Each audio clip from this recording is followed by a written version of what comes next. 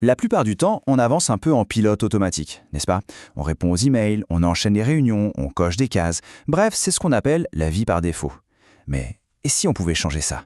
Imaginez une seconde qu'on devienne l'architecte de notre propre quotidien.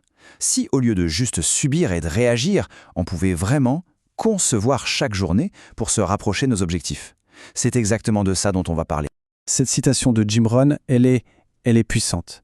C'est un vrai électrochoc. Pensez-y. L'employé modèle qui atteint tous ses objectifs, année après année. Oui, il réussit, c'est un fait.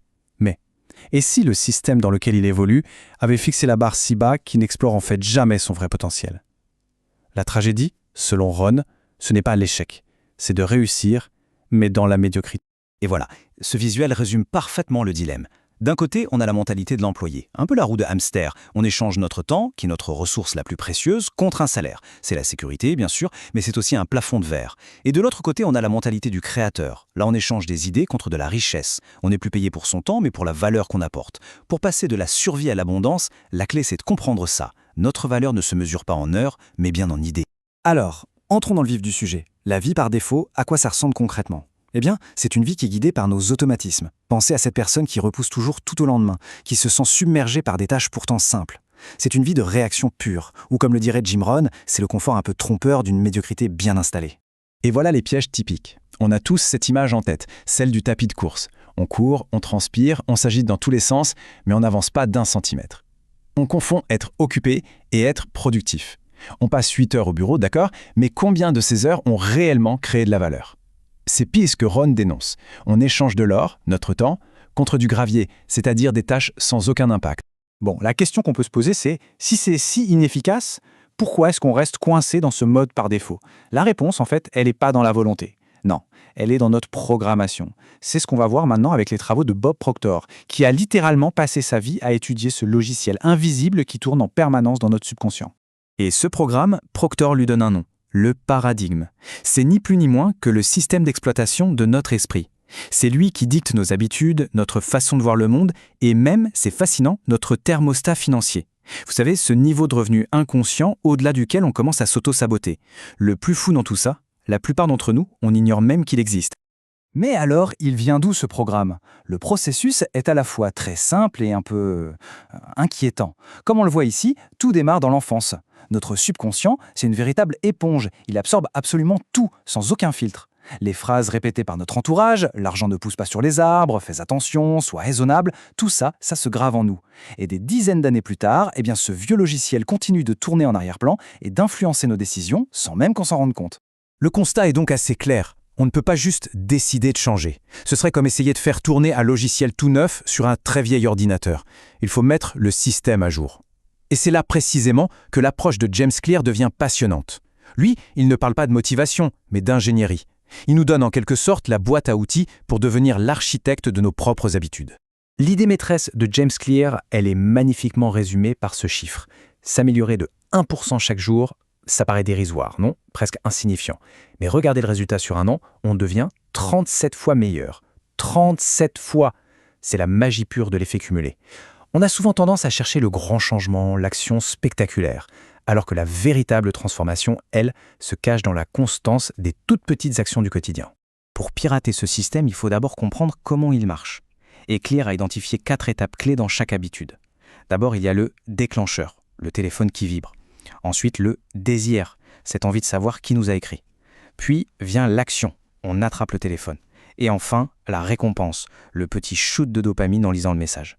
Le génie de cette méthode, c'est que pour changer une habitude, il suffit d'intervenir sur un seul de ces 4 maillons de la chaîne. On nous a toujours répété qu'il fallait plus de volonté. En fait, c'est un mythe. On passe notre temps à se battre contre des tentations qui sont beaucoup trop fortes. La vraie clé, selon Clear, ce n'est pas la volonté, c'est l'environnement. Plutôt que de résister à la tentation, il faut la supprimer à la source. On veut manger plus sainement? On ne met que des fruits dans la corbeille. On veut moins regarder la télé? On la débranche après chaque utilisation. La discipline, au fond, ce n'est pas être un super-héros, c'est être un bon architecte de son quotidien. Le principe est donc super simple, il faut jouer avec la friction. Pour une bonne habitude, on construit un toboggan. Pour faire du sport le matin, on prépare ses affaires la veille au pied du lit. Pour lire davantage, on laisse un livre ouvert sur la table du salon. À l'inverse, pour une mauvaise habitude, on construit un labyrinthe. On cache les gâteaux, on supprime les applis de réseaux sociaux de son téléphone. L'idée, c'est de rendre le bon comportement presque inévitable et le mauvais quasi impossible. Ah, et ça, c'est une technique redoutablement efficace. Souvent, la plus grande montagne à franchir, ce n'est pas la tâche elle-même, mais c'est le simple fait de s'y mettre. La règle des 2 minutes de clear est faite pour ça. L'idée ? On réduit n'importe quelle habitude à une version qui prend moins de 2 minutes. Aller courir devient mettre ses chaussures de course. Écrire un livre devient écrire une seule phrase. Le but, ce n'est pas de finir la tâche, c'est de maîtriser l'art de démarrer. Une fois qu'on est lancé, l'élan fait le reste du travail. Ok, maintenant qu'on a le comment, c'est-à-dire l'ingénierie des habitudes, il nous manque le quoi. Quelles actions concrètes on peut mettre en place chaque jour pour passer de la réaction à l'intention ? Parce que, soyons honnêtes, la meilleure théorie du monde ne vaut absolument rien si on ne la met pas en pratique. Jim Rohn pose une question qui devrait en fait guider chacune de nos journées. Est-ce qu'on est en train de dépenser cette heure ou de l'investir ? Scroller sur les réseaux sociaux, c'est dépenser son temps. Le retour sur investissement est nul, voire négatif. En revanche, lire un livre, appeler un ami, apprendre une nouvelle compétence, ça, c'est investir son temps. On plante une graine qui portera ses fruits plus tard. Se poser cette question avant chaque activité peut absolument tout changer. Pour éviter la paralysie de la to-do list qui n'en finit plus, il y a une règle d'or toute simple, la règle des 3 tâches. Chaque jour, on se concentre sur seulement 3 objectifs. Un qui investit dans son futur, apprendre, planifier, créer. Un qui améliore son présent, ranger son bureau, faire du sport, méditer. Et un qui donne aux autres, aider un collègue, appeler un proche. C'est un système tout bête, mais qui assure un progrès équilibré et surtout durable. Ça illustre un autre grand principe de Jim Rohn. Il ne suffit pas de bien faire les choses, il faut surtout faire les bonnes choses. Il faut devenir un filtre impitoyable pour ses propres activités. Avant de se lancer dans quelque chose, on devrait se demander « Est-ce que cette tâche me fait grandir ? Est-ce qu'elle renforce mes liens ? Est-ce qu'elle a un impact positif sur mes finances ?» Si la réponse est non, alors c'est probablement du bruit. Et le bruit, il faut l'éliminer. Et nous voilà au cœur de la transformation. Parce que le but ultime de toutes ces stratégies, ce n'est pas de cocher plus de cases sur une liste. Le but, ce n'est pas de faire plus de choses. Non, le but, c'est de devenir quelqu'un d'autre. C'est une question d'identité. La métaphore du bateau est juste parfaite pour ça. La motivation, c'est le vent. C'est génial quand il souffle fort. Mais le problème, c'est qu'on ne le contrôle pas. Il peut tomber à n'importe quel moment. La discipline, en revanche, c'est le moteur du bateau. Il est peut-être moins glamour, il fait un peu de bruit, mais c'est lui qui vous fera traverser la pétole quand il n'y a plus un souffle d'air. Les professionnels ne comptent pas sur le vent, ils ont un moteur. Et voici sans doute l'idée la plus importante de toutes. Chaque action qu'on entreprend est un vote. C'est un vote pour le type de personne qu'on veut devenir. Chaque fois qu'on va à la salle de sport, on vote pour l'identité d'une personne en bonne santé. Chaque fois qu'on écrit une page, on vote pour l'identité d'un écrivain. La discipline, ce n'est pas une punition. C'est la construction active de qui l'on est vraiment. On termine donc avec cette question. Il faut oublier les grands plans sur la comète pour demain. Le passage de la vie par défaut à la vie conçue, ça commence maintenant avec une seule et unique action. Une seule petite chose, un seul vote.